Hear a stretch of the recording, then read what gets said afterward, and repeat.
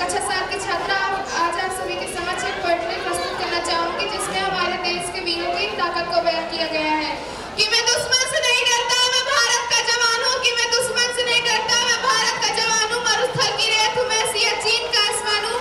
कि मैं दुश्मन से नहीं डरता, मैं भारत का जवान हूँ। मैं जून में तपती रेत पर लेटे करता हूँ। आज गर्मी कम है, मैं दिसंबर की ठंड पीकर करता हूँ। गर्मी का मौसम है, मैं बर्फ में 9 दिन दफन रहकर जिंदा निकलता हूँ। सीने में अपने सांसों को टुकड़े में भरता हूँ। मैं हिंद महासागर के लहरों में कपड़े बदलता हूँ। मैं -30 डिग्री तापमान में सड़क पर राइफल टांग कर टहलने निकलता हूँ। मैं -30 डिग्री तापमान में सड़क पर राइफल टांग कर टहलने निकलता हूँ।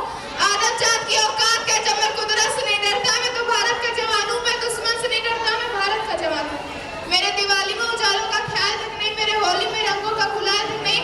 चांद हर ईद में तन्हाई में जाफा लाता है। मुझे तो राखी बांधने बस एक लिफाफा आता है। मुझे तो राखी बांधने बस एक लिफाफा आता है। मेरे माँ के पैर छुए मुझे कासा हो गया। मेरा बाप मेरे इंतजार में बूढ़ा हो गया। मेरी बीवी सिंदूर लगाकर लगती कुंवारी है। मैंने सहूलत का गला घोटा जब